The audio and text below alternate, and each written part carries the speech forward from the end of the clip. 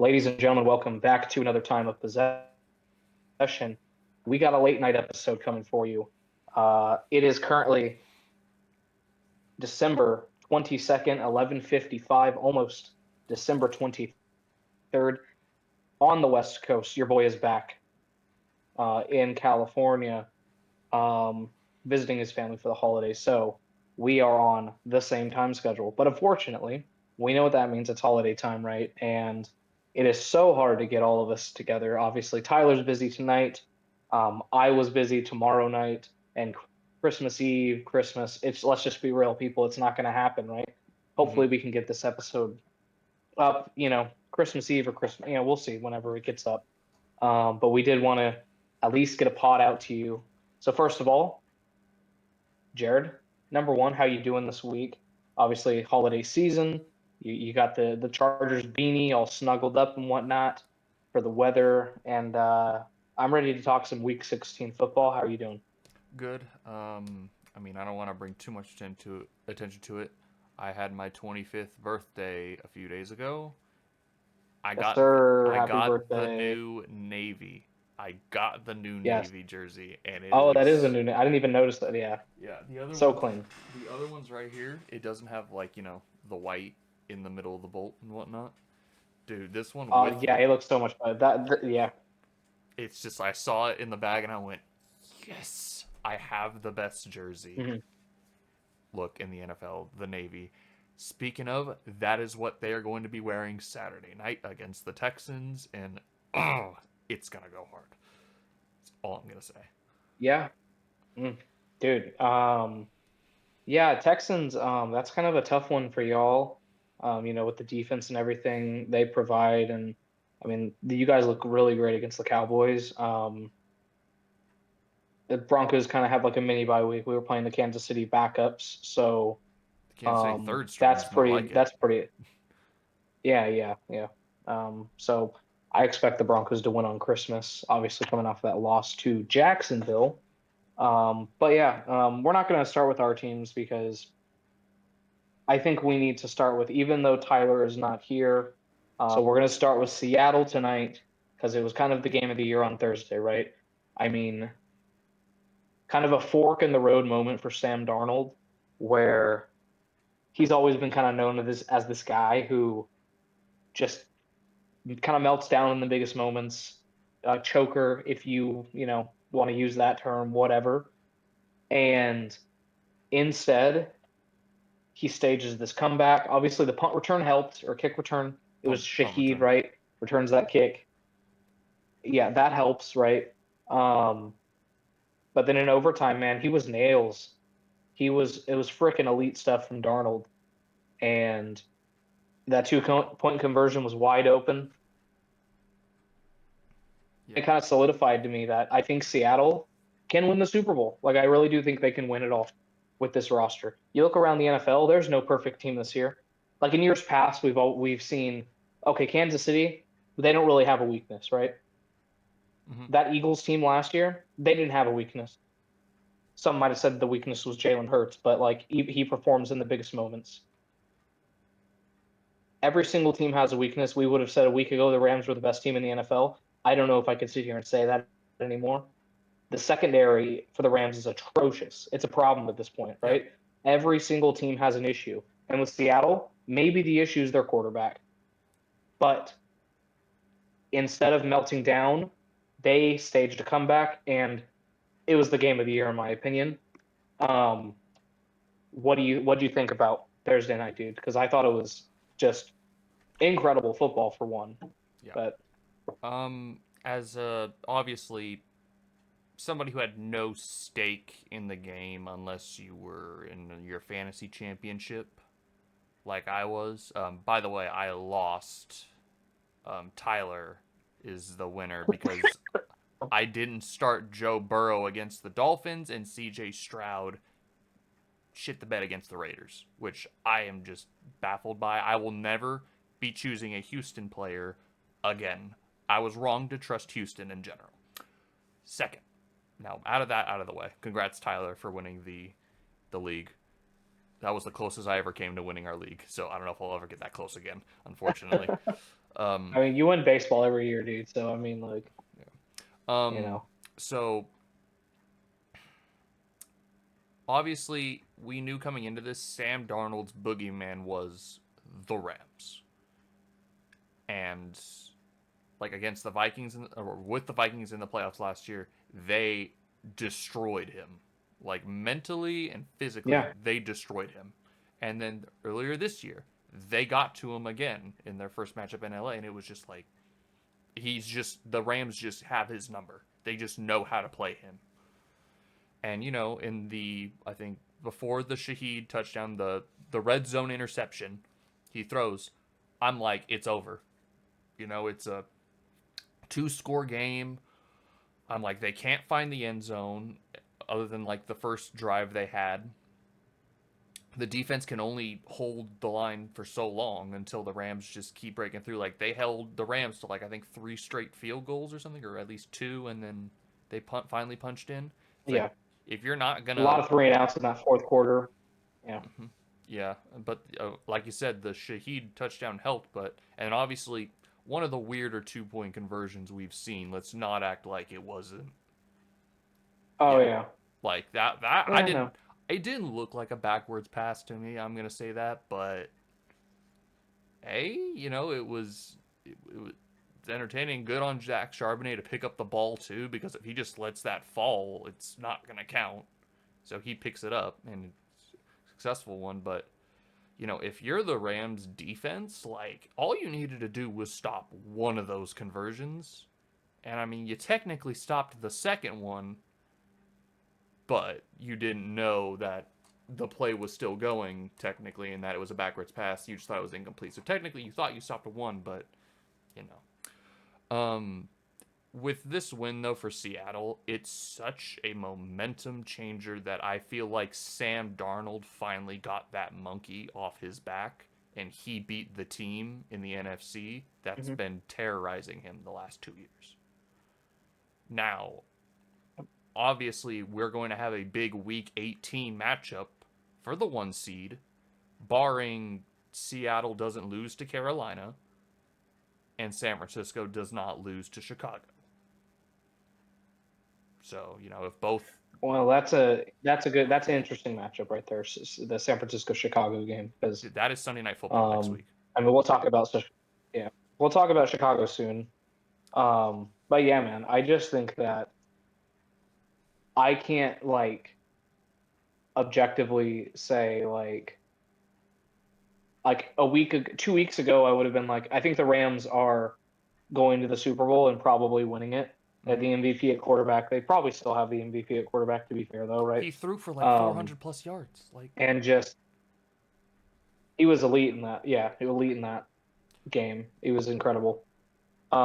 Elite stuff, and you know all the Puka stuff aside, oh yeah, off the that. field, he's probably like the best receiver in the NFL. Like at least as of now, right? He's just so freaking elite, man.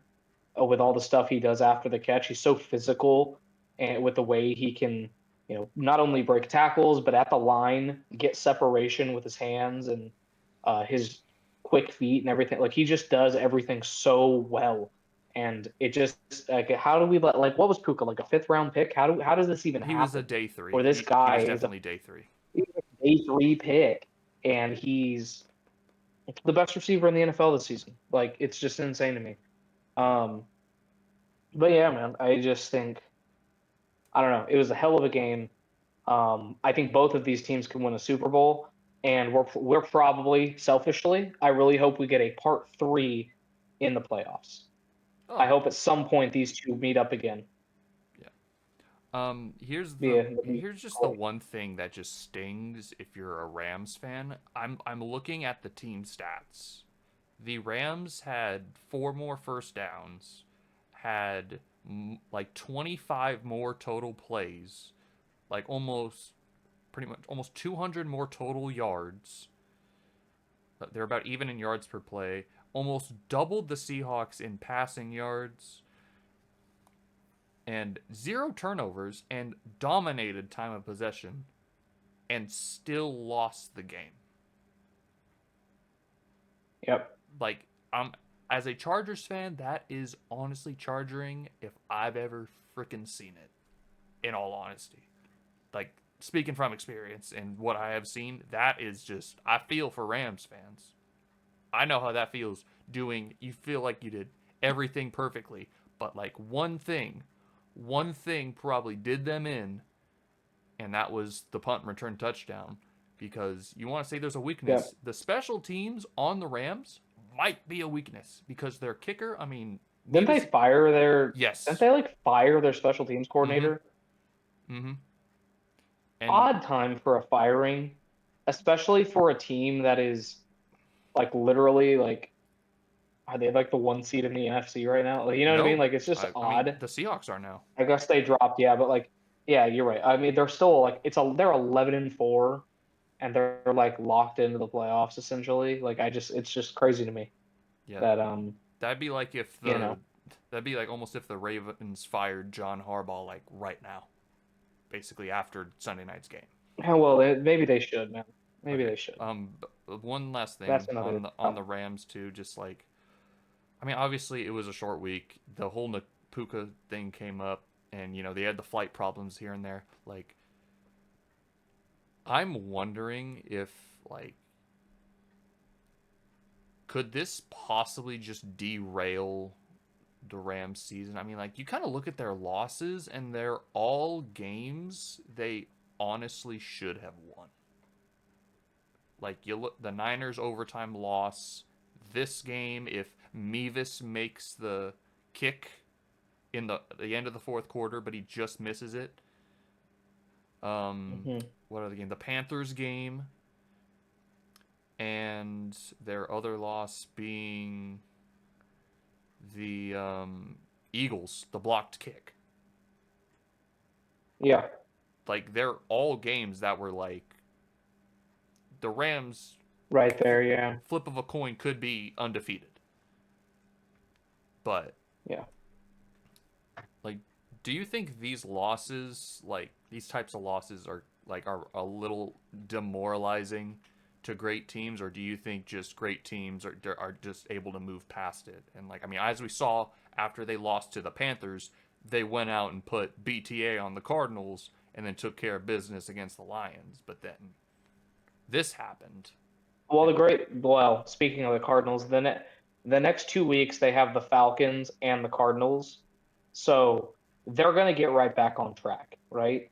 Um, if I see a loss to one of those teams, or maybe depending on how they look, whatever, like then we could start maybe having a conversation. Did these guys just peak at the wrong time? Did they start strong, fall off? We've seen that from multiple teams, um, our entire life, but. I don't want to say it's demoralizing just because of who the quarterback is and who the coach is. They've won a Super Bowl, and it's Sean McVay. He's arguably the best coach in the NFL. Like it's just it is like these things happen. I was just more. I'll just say I was more impressed with Seattle than I was like disappointed or worried about the Rams. You know what I mean? I was just more impressed with what Seattle did. yeah, Um, I mean, I'm happy for Sam Darnold because it just feels like if that's like what like he got that monkey off his back and he came through in a big game like that finally, then if you're a Seattle fan, you're like, we can do this. We can make a deep run. We could possibly go to the Super Bowl. I agree. They have the roster to do it. Mike McDonald's a great head coach, only in his second year. They're young. They're hungry. And I mean, really, yep. it's all gonna come to a head week 18 now. Like we're gonna see. Like I mean, that's Yeah. that. I mean that there's different possibilities for the Sunday night game for week 18, obviously, but we're not at that point yet. Like there's like it could be Niners Seahawks. It could be your Broncos, my Chargers. It could be Bucks Panthers. It could be Steelers Ravens. Like I don't know what the NFL would Uh, choose, but Lions Bears would also maybe be a possibility if it's like a win and in for Detroit, but they're kind of screwed at this point, oh man. yeah, I don't know if they're going to be able to get in at this point. But yeah, it just I don't know if I could see if they're officially eliminated. I mean, at 8-7, you're basically toast. They have, so I Um, saw they like, have to have the Packers lose out, and then the Lions have to win out.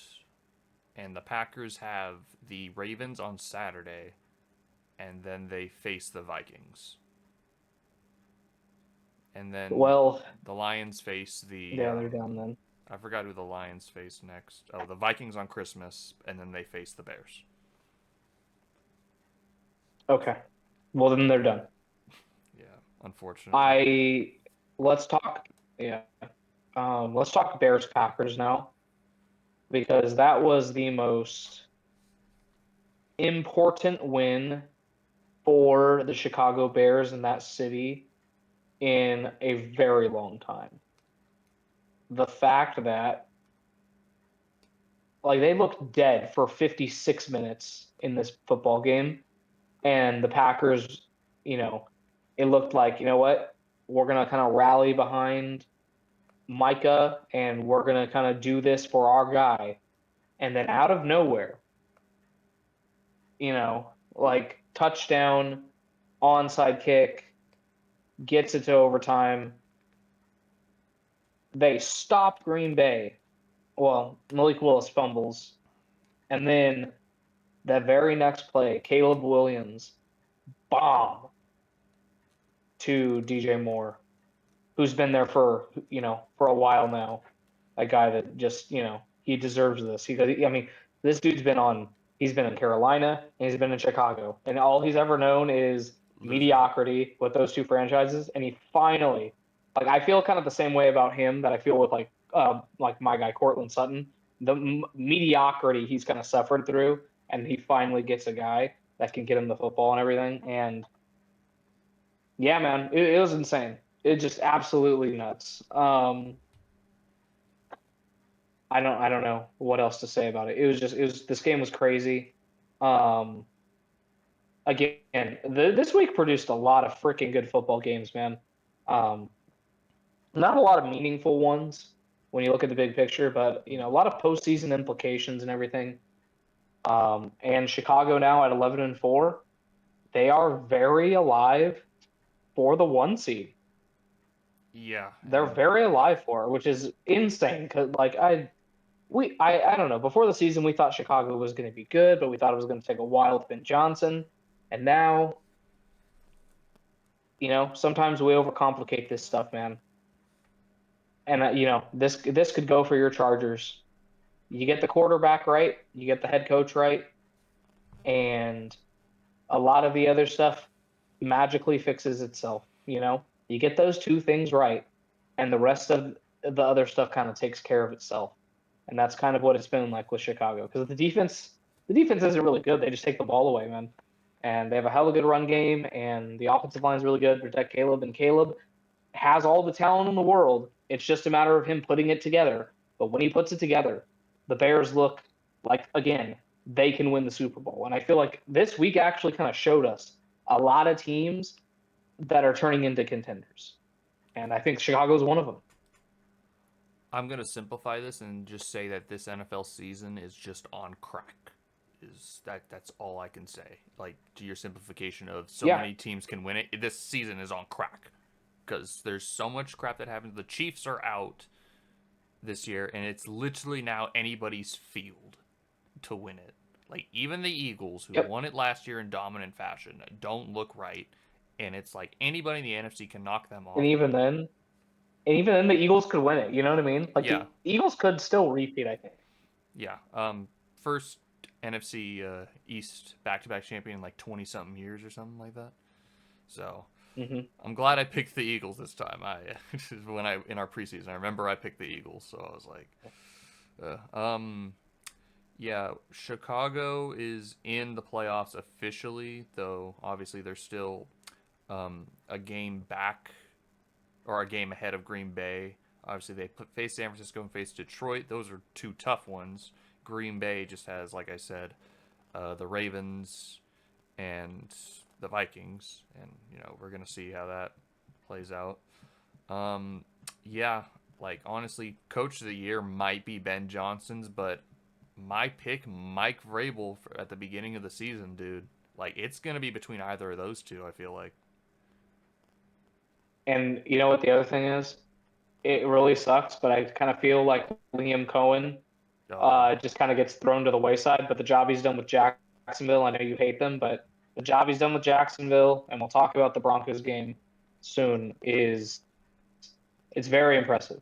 And I picked Liam Cohen to win Coach of the Year because You I did. believe I have the Jaguars in the playoffs to start so that looks like it's going to become true. Not the Coach of the Year part, obviously, but you know, um, I mean, you can yeah, maybe argue crazy man. also Mike McDonald should be coach of the year, like as well. You should.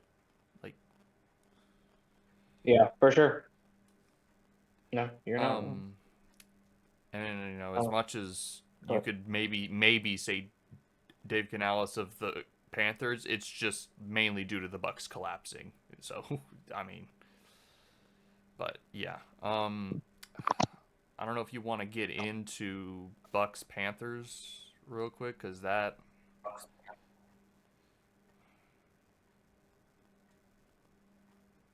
Yeah, man. Todd Bowles is not going to be the head coach of the Tampa Bay Buccaneers next year, and I think that this iteration of the Bucks is probably done. I mean, you just look at the roster; it's a lot of old dudes, man, and it's just a lot of guys that are still there from that Super Bowl team, Mhm. and maybe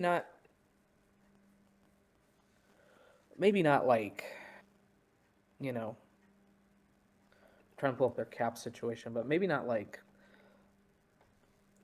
I just don't think that this team is built anymore to win.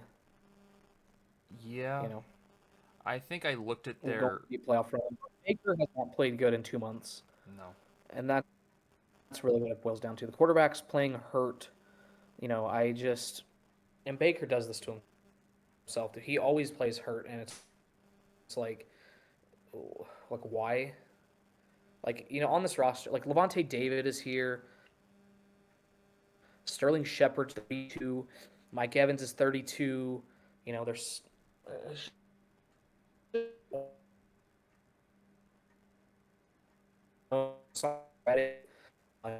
even Vita Vea is 30. Like Yeah. that's kind of crazy. He's already 30, but we could. I don't want to poo poo what the Panthers have done. Yeah. Bryce Young in big games and games that really matter. He continues to shine, looking like Alabama Bryce Young, and he's using his legs when he needs to. That's even more impressive. Ted Rowe and McMillan, they're getting him more involved in the office. He looks like an alpha. He looks like a number one receiver. Um, and then the defense, man. The benefit to drafting so high for so many years is that you can just load up on really freaking good players. And you look at the Panthers roster; they have so many just dudes defensively. It's kind of crazy. Um, like J.C. Horn, Derek Brown. They're really good players defensively. So Yeah. The Bucks were once 6-2 after beating the Saints in week whatever it was, and now they're 7-8. So they are 1-6 in their last seven, and it's not looking pretty, folks. Obviously, the Bucks have the Dolphins next, and they could easily get back on track with that game before having a showdown at home with the Panthers. That's if the Panthers don't lose to the Seahawks and essentially okay, if the Bucks lose to the Dolphins this next week and the Panthers somehow beat the Seahawks, then the South's done. it's over already. Like that week 18 game doesn't matter. And honestly, Carolina's just the better team, dude. Yeah. It's hard to I think say. like just Carolina's just a better team. And Like, obviously, like, dude, I mean, I was high on Carolina. oh, Going you had them as the into seventh seed. You had them as the seventh seed. I had them getting into the playoffs, but I didn't think it was going to be at the expense of the Bucks. But I know that I believed in this roster. I I thought the roster was good enough to carry the quarterback if the quarterback can be decent, and that's what the quarterback has done. Bryce Young has had a very, very good year. Um, oddly enough. And the job that Dave Canales has done is pretty impressive. And the crazy thing is this would all be wrapped up if they didn't lose to the Saints last week. Oh yeah, yeah. I mean, This would all be wrapped up, but the Panthers did what the Panthers do, right? So yeah, both teams have not been good in division. I mean, Carolina's only losses in division have been to the Saints. Both their losses are to the Saints. They've beaten the Falcons already, and they've swept the Falcons and they've beaten the Bucks. So, like honestly, but yeah, if Carolina wins, arguably, I believe they'd wrap up that division. I don't know the clinching scenario, but you look at the conference record: Carolina's 6-4, and Tampa Bay is 5-6. So, does not bode well for Tampa Bay if Carolina wins. no. Next It's game. great. Baker went from being an MVP candidate to there's people questioning whether or not he's going to be the Bucs quarterback next year. I think just insane. that's an insane take on that one. I mean, you can argue maybe That's not my take. Liam Cohen was the reason Baker was so great last year, but I don't know. He was great this year.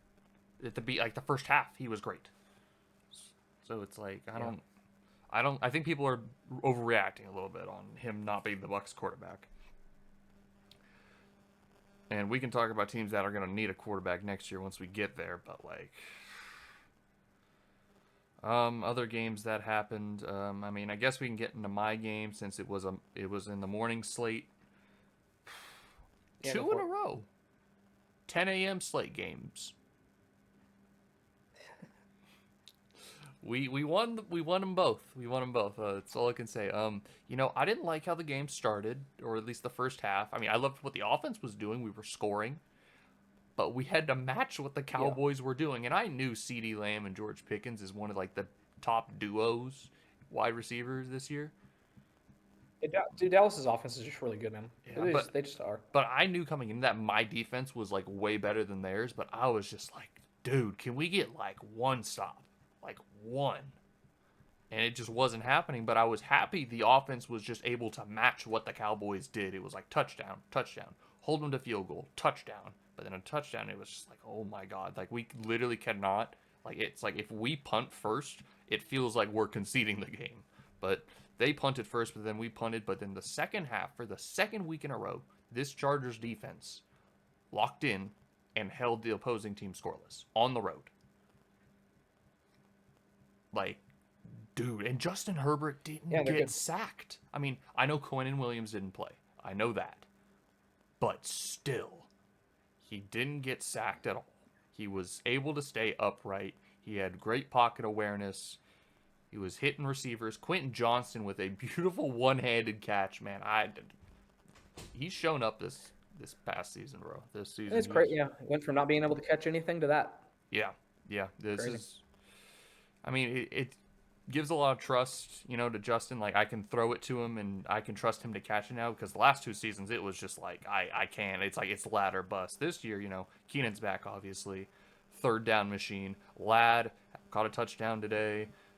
Trey Harris had a pretty solid game. He was the second leading receiver. I mean, Quentin had 104 yards in receiving, and then Trey Harris led the way with 54 after him. It was just like Trey Harris is starting to become a little bit more of a kind of a fourth option that like teams need to pay attention to, because you have Ladd and you have Quentin who has speed and you have Keenan who's the veteran and runs routes probably better than almost anybody in the league even at his age. Trey Harris now, the young second round rookie, it's like he's made some great catches. And then of course Omarion Hampton, 85 yards on the ground. Kamani Vidal did leave with an injury, but I think, let's see, it says it was a neck strain, but he's considered day-to-day, so I hope he doesn't miss that game against the Texans, but if he were to miss it, I would. The game against the Broncos is more important. I would, yes, yeah, and best part, we didn't turn the ball over, which is great. Tuli Pelotu getting a sack, which ties him for third in the league in sacks. And bro, holy crap, what a player he is, man! What a job this defense has just done, bro. Like they've put like since that thrashing they took before the bye week in Jacksonville, they've locked in. It said like we need like that was our worst, our lowest. We need that cannot happen again. And hey, they're doing it. Like obviously the trade for Odafe Owe from the Ravens was huge. Like he went from having like no sacks this season to having I'm gonna pull up the stats of how many sacks he has this year, but he definitely has a couple. I'm gonna go down to defense here. Go to sacks. Yeah, Owe has 7 sacks since coming to the Chargers in like week 6. So since week 6, he has like 7 sacks. And then Tuli this year has 13, tied for third in the league. I don't know with who, but he's up in top 3. So this Chargers pass rush I think is underrated with Tuli, Owe, Mack, and then Igboigbe and Caldwell up the middle. It's formidable, and then also Tier Tart can't forget about Tier Tart. Started the season slapping Travis Kelce, but yeah, just beating the Cowboys too. It because also my boss, he's a Cowboys fan. He came at me last week, said, "Get ready, because your day of reckoning's next week, Jared." And I went, "Okay, sure." When the game was over, I had to hunt him down because he would not tell me his location on the walkie. So I'm like, this man went radio silent. And I'm like, oh, don't run now. Don't run now. And the worst thing he could have said was, I'm an LA fan now. I'm like, what? What do you mean? He says, I'm a Rams fan. I'm like, you are a sellout. Like, that was just, I was like, I don't know why. You should be thanking me. I gave you better draft position with that L you just took. Like, you should be thanking me. You were eliminated basically. You were basically eliminated anyway. Yeah, that's why I was like, they have They were nothing to eliminated play before for. the game. Yeah, they were eliminated because the Eagles won. Yeah, and I feel like if they had something to play for, Quinn and Williams would have played, but because they were eliminated, it's like, okay, there's no need to play him this week. There's no need. I mean, sure, let's have Dak go out there, which I get, because you don't want to. Jerry Jones doesn't want to be like, oh, let's have Joe Milton start and whatnot, and have everybody, because that's not going to bring people into the stadium. Like, you want your stars playing and whatnot. And yeah, like, and obviously he, I don't know if you saw it, he had comments about Matt Eberflus's role as DC, and he said the decision's not going to be very hard.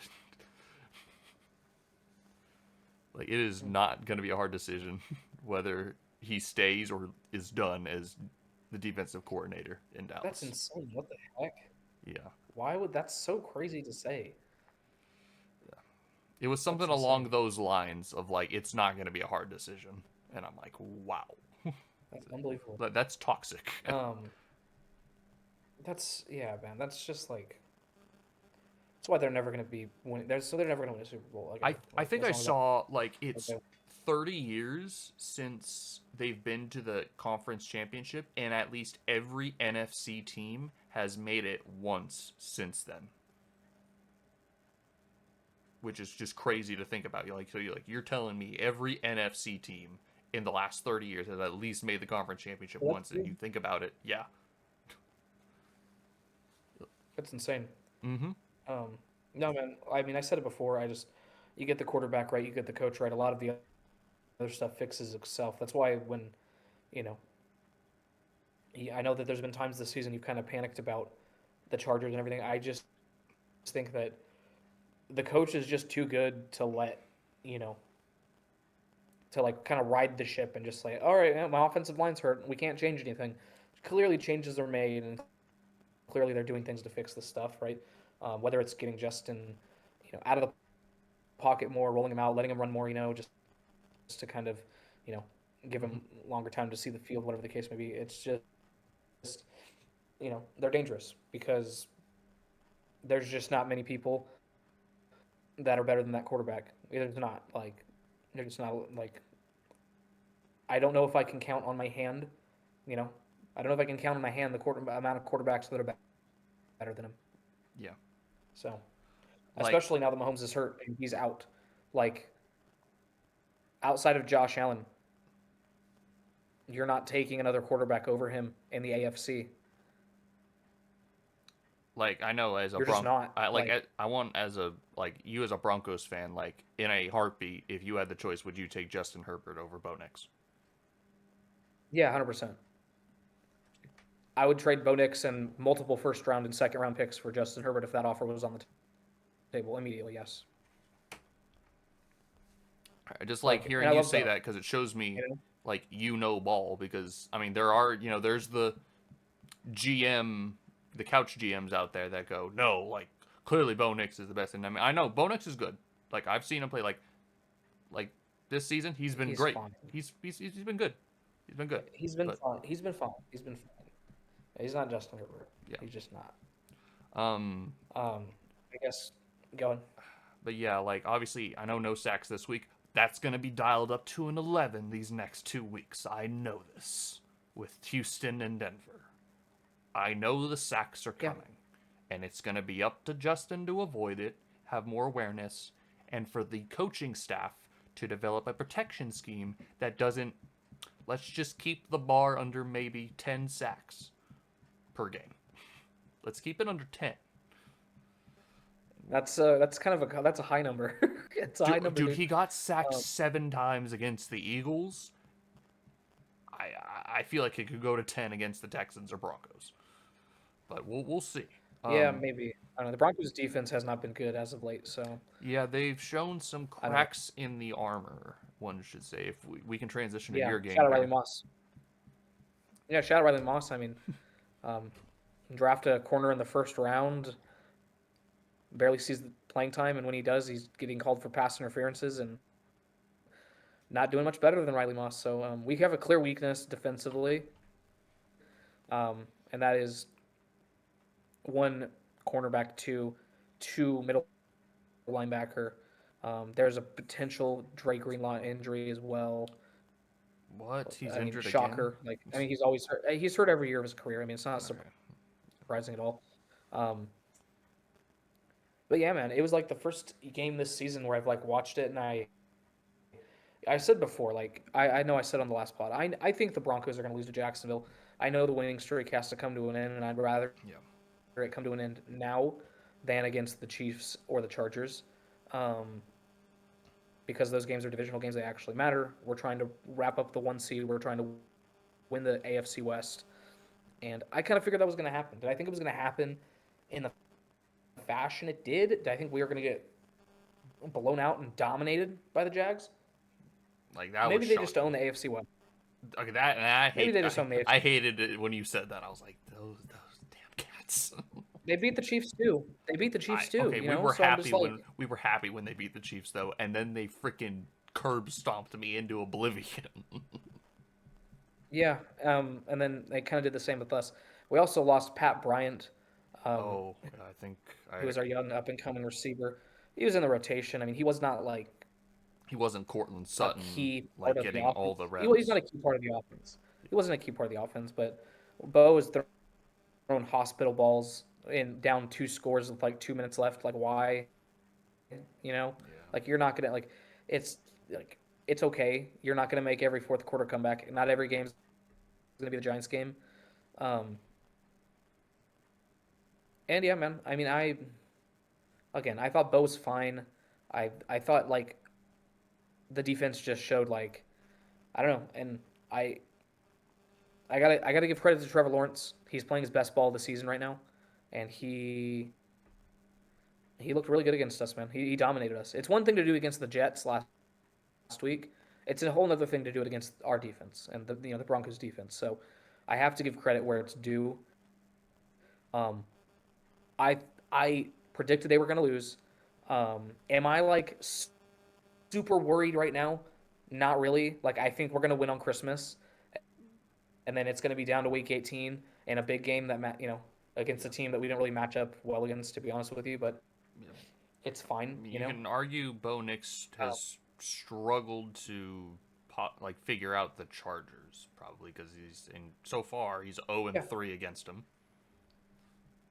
Yep. And one of those Yeah. games, So arguably the Thursday night game last year in LA, Broncos should have won if not for, I guess, the momentum shifting on a rule that hardly ever sees the light of day in the free kick dude, whatnot.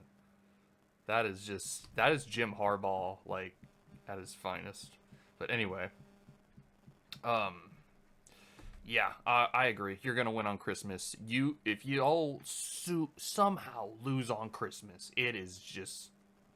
it's not gonna be. I would have to hear your take if y'all lost on Christmas, but I don't think you're gonna lose on Christmas. It sucks though. I don't think a lot of these Christmas games this year are. I mean, obviously, when we saw them on the schedule, we're like, ooh, like Vikings Lions. That could be pretty good. Broncos yeah. Chiefs, Knicks versus Mahomes. Okay, all right, and then I mean Cowboys Commanders, Jaden Daniels versus Dak. Like okay, now you look at it, and it's like okay, the most probably exciting game might be Lions Vikings. Might because that's the Lions are going to be fighting for their I lives. disagree. I don't care if Mahomes is playing or not. Watching the Broncos curb stomp the Chiefs into oblivion. We're gonna curb stomp the Chiefs to Kansas. Oh yeah, send them there early. It's gonna be amazing. We're gonna like it's gonna be great. It's gonna be awesome. So, um, look, I'm not worried really about the Broncos yet. Um, are they a Super Bowl contender? Yeah, yes they are. I think that, dude, you can make a real argument that every single team that's gonna make it in the Is a Super Bowl AFC contender. is a Super Bowl contender because it's wide open. I think I could picture the Chargers. I could picture the Jags. I could picture the Texans, dude.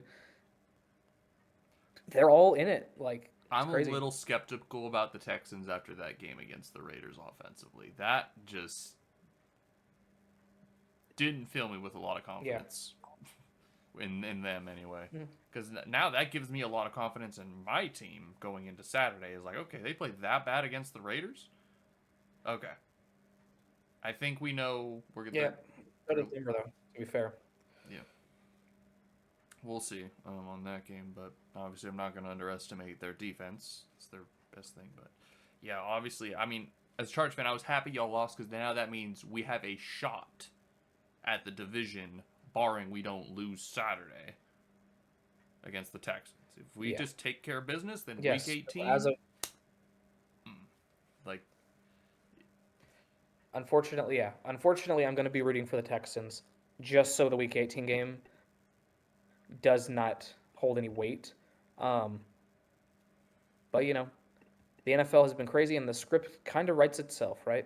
I mean, and my issue is, even if I don't win the division, my team doesn't win the division, we need to stay ahead of the Bills because the last thing I want is for this team to go to Jacksonville in the wild card round. I don't want to face Jacksonville right out the gate. I don't. yeah. I'd rather go face old man Aaron Rodgers and the assaulter that is DK Metcalf. They just going punching fans in the stands, apparently. Insane. I mean, Kenneth Gainwell's the GOAT. That's all I will Um, say. Kenneth Gainwell is the absolute GOAT. But, Okay. Do you have Kenneth Gainwell on your? Dude, I picked him up. in Oh your my fantasy team god. or I what? was screaming to high heaven, Yeah. give the ball to Kenneth Gainwell. Like, I don't care Yep. if Jalen I have Warren... made the championship. I have made the championship in my high money league. Winner gets like $500, $550. That's good. That's good. So I am. If I win it, it's good. So we'll see. Um, but I feeling good. I have one flex spot where I'm like, I don't know who to play here. Is it going to be Kyle Monangai or is it going to be, Chris Rodriguez? That's kind of like the question for me. But I'm going to send you this. Any other games we need to talk about? The Sunday night game. Oh yeah, shoot. Yeah, man. Again, another real contender in the AFC. The New England Patriots, man. Drake May is really good, You mean and it May May? yeah, Drake May, yeah, Drake May, May. Um, yeah, dude, the Ravens are screwed. Harbaugh's gonna get fired, um, or they're going to part ways Yeah, because mutually part ways. yeah. I mean, lucky for you, man, you might get a new special teams coordinator, and the brothers might coach together. Who knows? Um, he was a special teams coordinator. I Like that's what he was before Ryan he was. Ryan Ficken is good with me. I will just unless he Oh yeah, wants to be under his brother, which I think they'd make it happen. But yeah, unless if yeah. John wants to go coach with his brother, fine.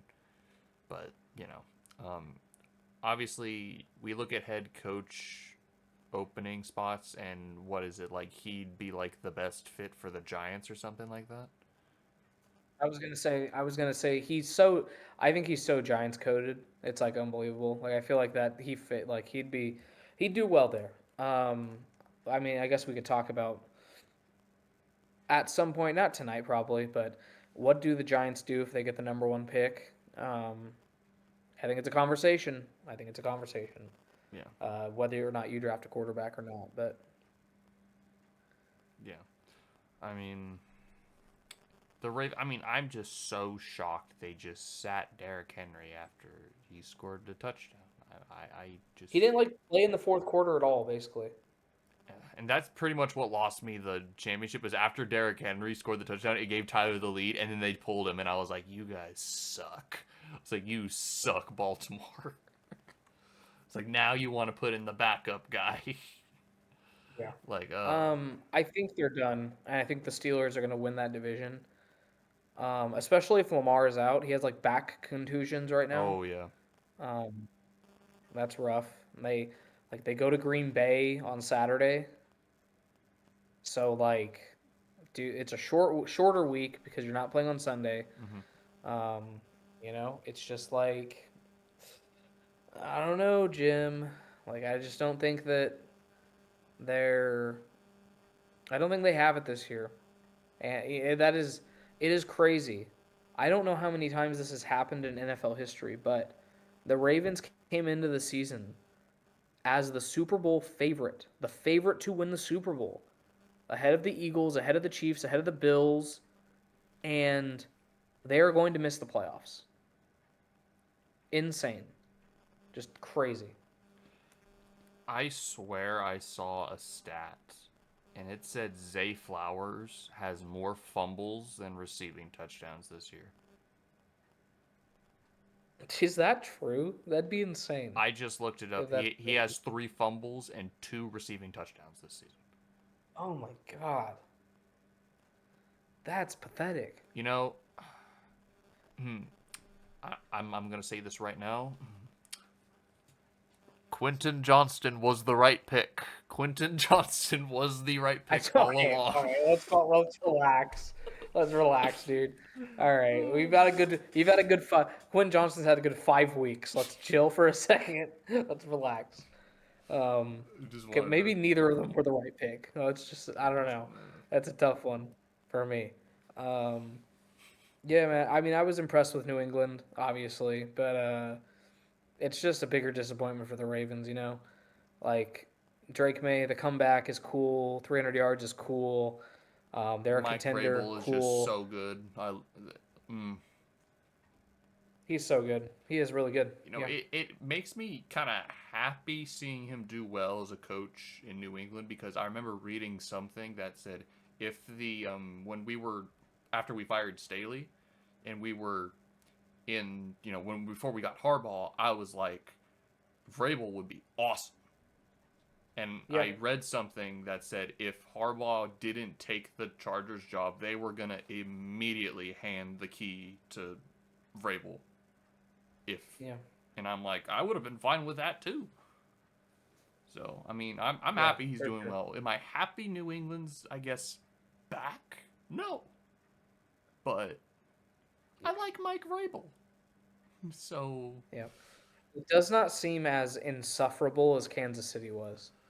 But we no. can't but then again, we have to try to remember the years that we had to against Brady, like just the years and years of torture that Brady did, you know. So like Yeah, well, we can't have them win too soon. I One mean, of us has got to knock them off in the playoffs well, here's the quickly. thing. Like At it's you least know. you beat the Brady Patriots in the playoffs. Like every time my Chargers, the Philip Rivers led Chargers, ran into them, it was like your season's Those, done, and I was like, God damn it.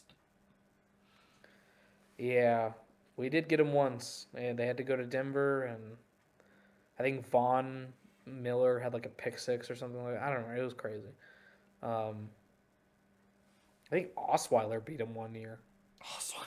I think that was the year. Fuck I think that was Osweiler. the year Peyton was on the bench Oh my and god. Osweiler beat him, and they put Peyton back in for the Super Bowl. Oh man. Um, Crazy. Yeah, that was the Super Bowl 50, whatever. Okay, I sent you that link with you're gonna have to scroll over to week 17, I think. But are you ready for upset alert? Yeah. Before we do that, do we want to talk the Monday night game or no? Like, just because I mean, I have You some mean thoughts I want to say on the Colts. go ahead. Shout out old man Rivers. Go for it, Okay. dude. Okay. Yeah. I'm just gonna say this: Philip Rivers was not the reason they lost this game. You know, I say he had a good game, a decent Oh. game, all things considered. 227, 2 touchdowns. He had the pick six, which I saw and I was like, oh man, like. But War flashbacks. Charger no, war flashback. trust me, dude. I got a flashback. All right. Um, the the Colts defense got 2 stops, a missed field goal, and an interception. Every other drive was a scoring drive for the Niners. Yeah, the Niners dominated this football game. I was just like, Rivers got that game back to a 7 point game, and the defense just let him go all the way down the field. And I was like, oh my god, the Colts were 8-2. They've lost 5 in a row. And this is what sucks is who's going to be your quarterback next season because you just traded like your two firsts for Sauce Gardner. I think you probably have to run it back with Daniel Jones. Like you have to hope that you can re-sign him to like a cheap-ish deal, you know, and try to run it back and see if he can recapture what he had going last year, you know, or pray that Anthony Richardson learns how to play football. Yep. Was You it know, was it like an I don't ACL for know what the Daniel answer is. Jones or was it a Achilles? Because if it's Hold an on, let me Achilles, check. he's out longer. Because the ACL, he might be ready to Yeah. go. Let me see. Because it was in the Jaguars game. I'm looking. Achilles. Oh boy. Yep. Yeah, he's I don't think he's gonna be ready for the start of the I mean, season. I have an answer for him. I have an answer. Hmm. Malik Willis. Malik Willis is your answer. Or Mariota, if He played good. He played good up until that fumble. yeah, Like he made some throws on. I was watching that And game. even last year when Jordan Love got hurt, he played well in when he was not, you know, like there. So I feel like, you know, you get him in the Shane Steichen offense. I think Malik Willis he might have been my QB1 in that class. It was was he in that Desmond Ritter Yes, class? he was. I believe he He was. was. I was actually like, I was between him and Desmond Ritter. I think I ended up going with Desmond Ritter. But I was like, if you want to take the shot, the dude, he has all the tools. He has a cannon, and like, you know, he failed in Tennessee, but like, who doesn't fail in Tennessee, right? And he goes and immediately he gets an offensive coach, and he looks really good with Green Bay, man. So I think Malik Willis could actually have like a market next. You know, you have all these project reclamation quarterback. You have Darnold, Daniel Jones looked good, Baker gets a Mac second Jones chance, you could know. maybe Mac Jones. Yeah, I was gonna say Mac Jones would be an option, but obviously, I think with Brock Purdy's injury history, I don't know if the Niners would allow him to let him go. He's under contract next year. That's the only reason I didn't say Mac Jones. I You'd have thought, to give up I like a thought he third was. round pick for him. Yeah, because You of have how to well give he up played. like good draft. You have to give him good draft capital for Daniel Jones, or maybe you just say, you know, we'll give you Jonathan Taylor and Sauce Gardner for Joe Burrow. I don't know. You know what I mean? Like I don't Oh know what boy. the Colts are screwed, man. I don't know what the answer is. I don't think the Bengals would let go of Burrow unless he pulls a Carson Palmer and goes, either trade me or I retire. Yeah, So, that's fair. Yeah, you're not wrong. Um, so you're not wrong. we can get into the upset alert right now. Yeah, I have it open. I'm looking at the lines. Okay. As always, I'll let you go first. There's a couple I like here. I'll start reading some games that stick out to me. I think Washington on Christmas, sneaky, upsetting Dallas, who has nothing to play for. Neither does Washington. Yeah. I think Washington can win. Um, Man, they have Seattle as a 7.5 point favorite on the road at Carolina. to Carolina. Oh man, that's so yeah. I was looking at that one too. That's so tempting. Carolina has done very well in upset alert this year for us. Mm-hmm. They're one of those teams that we've, you know, really got. Like I think Miami at home, Tampa Bay is a 5.5 point favorites. I think Miami could Quinn beat them Ewers. straight up. Quinn Ewers' first career Like, win. I think, dude, I mean, I think I like think that straight would up, that like would put the nail in the coffin for Todd Bowles as head coach, like the final nail. yeah, There's multiple nails. There yeah. just needs to Maybe be another. maybe I should be rooting for the Dolphins then, so we can get Baker, a good coach this next hiring You know, cycle. that's what I want to ask Um, real quick. Do you think Mike McDaniel bought himself another year as head coach?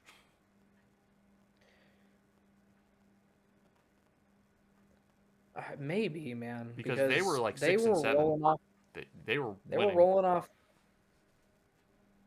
They were rolling off wins for a while. What was the record? Oh God.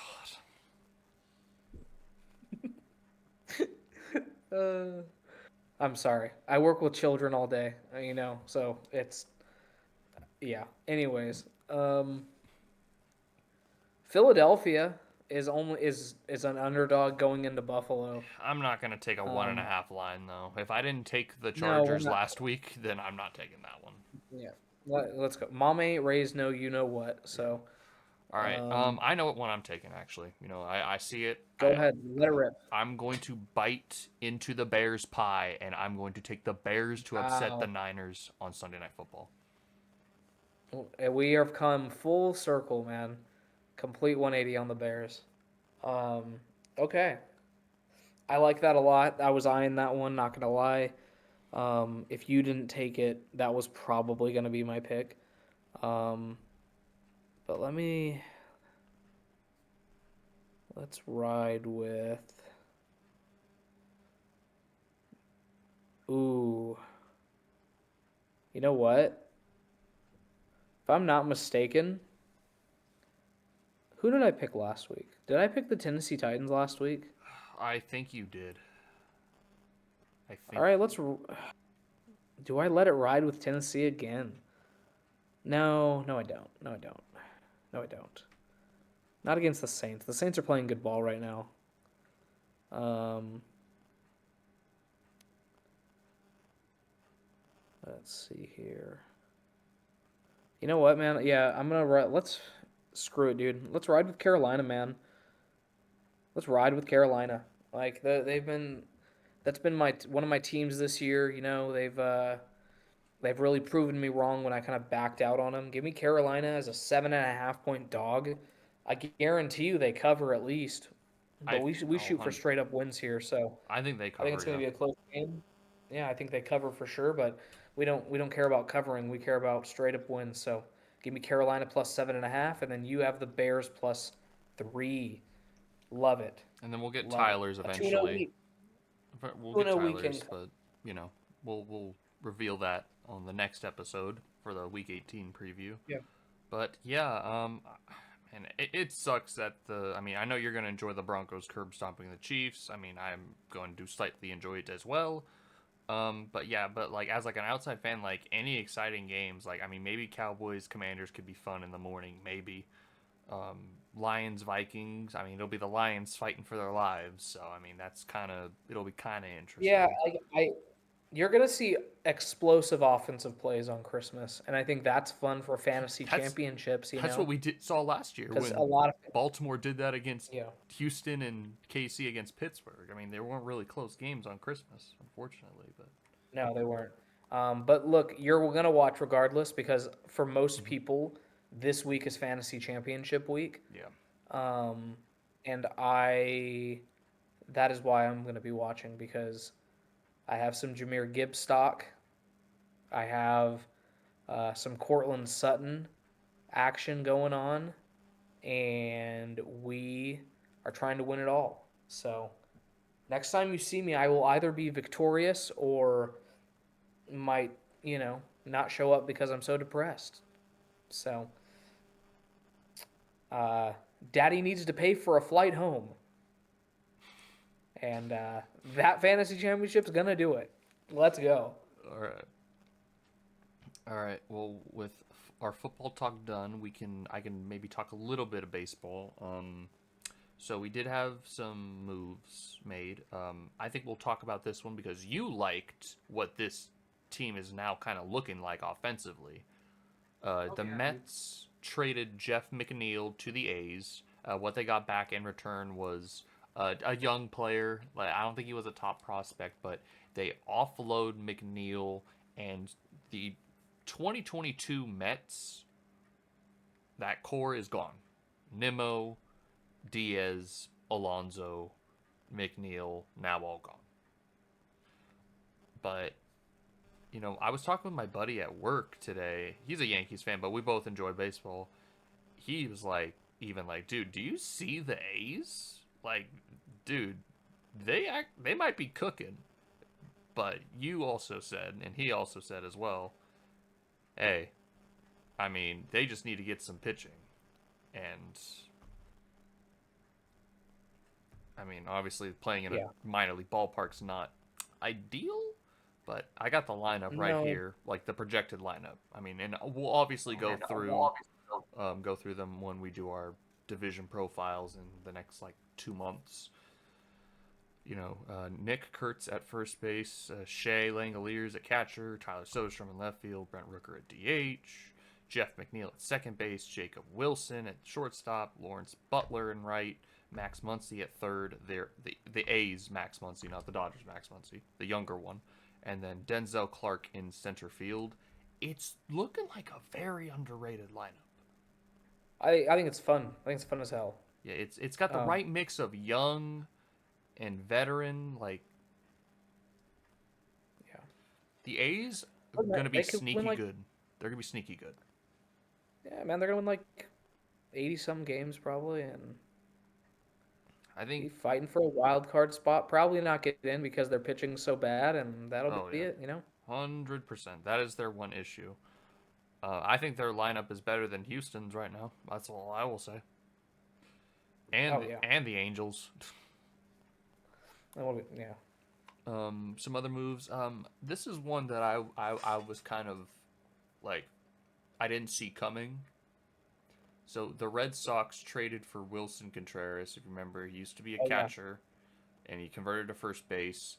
I don't know how he was defensively because I did not watch a lot of Cardinals baseball, and because they just weren't really much of anything. And really, the one player we're looking to see get traded is Nolan Arenado. But like, Wilson Contreras to the Red Sox, and they've been looking at the first baseman market for a while, and they were looking at Pete Alonso. They did offer him a deal. Obviously, it wasn't to the extent the Orioles went, which I heard the Red Sox offered less years and less money, and obviously the Orioles were willing to dish out more years and money. You go to the team that offers you the most. And plus the Orioles are building up with a chance to win. But the Red Sox, they get that first baseman, but then now that makes me wonder, are they going to trade Tristan Casas now? Because He was on the trade block last off season, or at least last season. And I mean, he has. I think it was an ACL, or if not, it was an Achilles. It was a leg injury. I know that he suffered. But Wilson Contreras at least fills the first baseman hole. They did get some money back in the deal, like $8 million. And I think it was reported now they can focus on Bregman. But the problem is you got 3 other teams reportedly hot in on Bregman, in that being the Blue Jays, the Diamondbacks, and the Cubs. And I feel like if you're Boston, if you lose Bregman, that's not really great. I mean, I know you traded for Sonny Gray. You traded for Wilson Contreras. I thought they made another move that I'm forgetting, but yeah, like their pitching, their rotation looks better. They got an answer at first base at least, instead of having to start, Romy Gonzalez and pick up Nathaniel Lau off waivers and whatnot. But I feel like you have to get Bregman back, and if you lose him to like the Blue Jays, that's just, the fan base is going to be back to barking at ownership's heels. Like, why didn't you just pay him the money? He was great. I mean, he was hurt for like 2 months in the season. Forgot what the injury was, but he was great. He was great. And you have to at least show your fan base something, because yeah, you were in your first like at least playoff. If you don't want to count the wild card series as a playoff series, I think it is. You haven't won a playoff series since the 2021 ALDS against the Rays. It should count. I mean, yeah, they beat the Yankees in the 1-game wild card when it was, but like that was their first, I think, 3-game of that format. So, and they won the first game obviously by Garrett Crochet, then lost the next 2. But you haven't won a playoff series since 2021. We're going to 2026. You need to at least bring Bregman back, so you at least have somewhat of a competitive lineup, because you see what the Orioles have done. The Blue Jays want to try to run it back and get back to the World Series and avenge that loss. The Yankees, I mean, I don't know, like they're saying, Cashman's saying, oh, we're trying to be a little bit stingy, not along those lines, but like they're being a little bit stingy. They're saying it's like, 300 something million's not, sustainable. For most teams, it's not, obviously. But, you see the other teams in your division improving. I don't know what the Rays are doing. No one ever knows what the Rays are doing, but they're the Rays, and they'll somehow be good. Yeah. And, I think that's, yeah, but mainly Boston, Toronto, and Baltimore are the ones you gotta worry about, and I think it's a 3-team race between the 3 right now. There was another trade that went down. It was a 3-team trade between the Pirates, the Rays, and another team. I have to look it up. But Brandon Lau went to the Pirates. I know that. So he's off the Rays. Exiled. You mean? Yeah, exiled to the Pirates. He gave a quote saying, Hey, man, at least he gets to hang out with Paul Skeens. Good for him. Yeah. I'm going to pull up the Brandon Lau trade right now.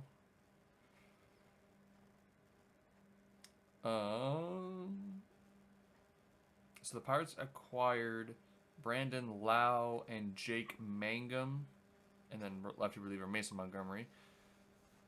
Pittsburgh sent right-hander Mike Burrows to the Astros. I don't know if he's a minor leaguer. I have to do more research on him. And the Rays received prospects from the Astros in the trade, but the Astros farm system's not that great. But then again, if the Rays want somebody, that's a bad sign, because that means the Rays see potential. And they're probably going to somehow unlock that potential. So, like, they see garbage and they will turn it into something resourceful, is all I will say. They just know what to do. They're the Dodgers, but they don't spend. They just develop.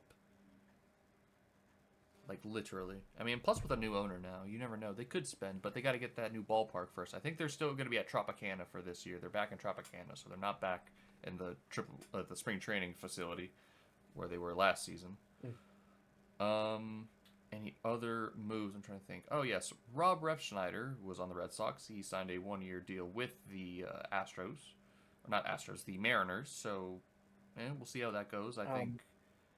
The White Sox signed that one dude. Oh right, yes, Murataka Murakami. So Yeah, crazy. They deserve it, dude. Those fans deserve something, you know. yeah.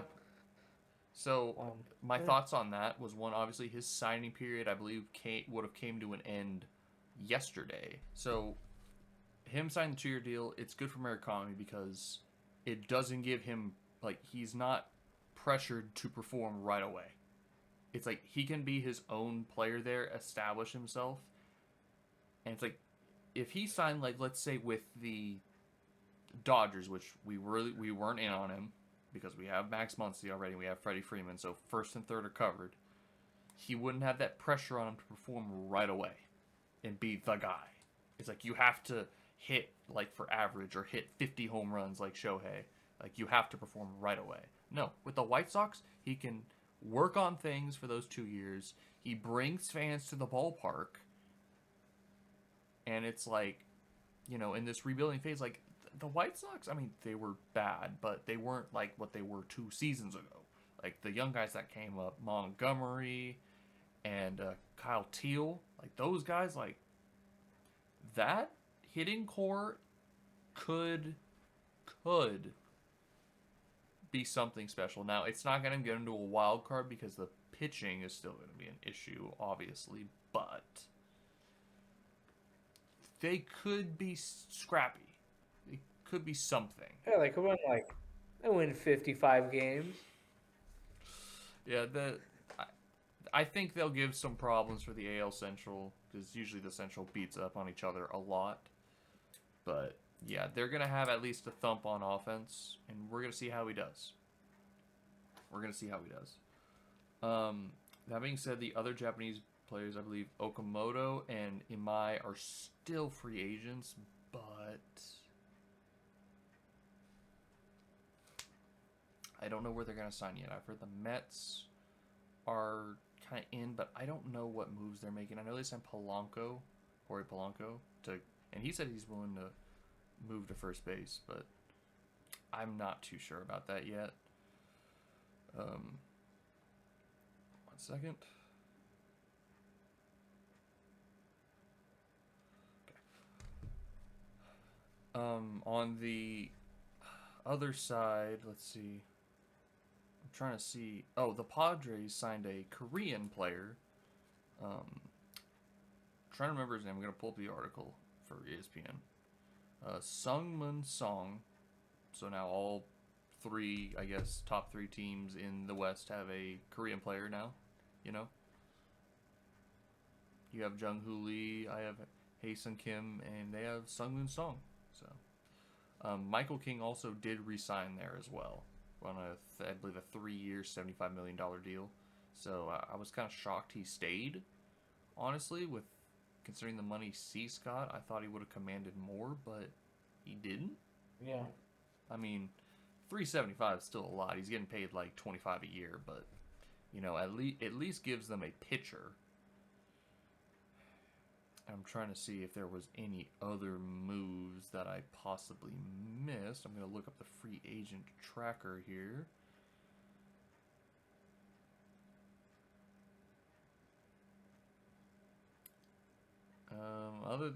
Adolis Garcia signed a deal with the Phillies, so that because he got non-tendered by the Rangers. I don't know how to feel about the Rangers, honestly, but we'll get to them when we get in February and whatnot. Yeah. Kenley Jansen went to the Tigers. I don't know if we discussed that last episode. Merrill Kelly returned to the D-backs after being with the Rangers. Hassan Kim returned to the Braves. Yeah, I've liked that we've been getting a lot of recent news every day. It's been kind of like fresh to at least see like, okay, teams are making moves once a day. It's nice rather than waiting one thing per week and whatnot. But still, the big thing to look for is I think is going to be Bregman. I think he's going to sign next, And my guess it's going to be obviously after Christmas because as of this recording, Christmas is in 2 days. So, but yeah. Yeah. That's enough of the baseball news. Not really any basketball news other than Luka has a leg contusion, but he's day to day. But Yeah. It doesn't matter. No one's beating the Thunder this year. Doesn't yeah, matter. I kind of hate to say it. And then they're gonna have a freaking high pick in the draft again. And it's like, Shout out the Clippers, man. Screwing it up for everybody else. yep, yep. Yeah, I'm enjoying hockey though. That's all I'm gonna say. I'm enjoying hockey. Yeah.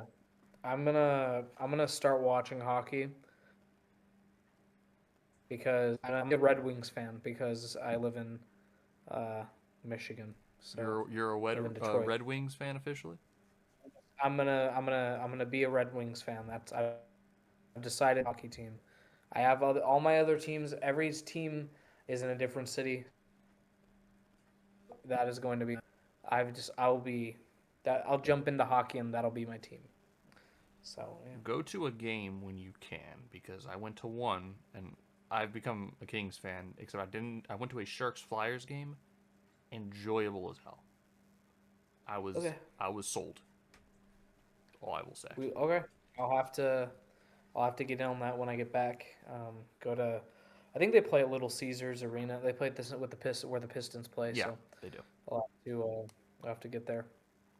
Alrighty. Well, anybody joining us before listening to this before Christmas, we hope you all have a Merry Christmas and a Happy Hanukkah. Whatever holiday you celebrate this time of year. If you're listening to this after Christmas, we hope you and your family and loved ones had a happy holidays. This is Jared and Ryan. We will see you guys in the next one.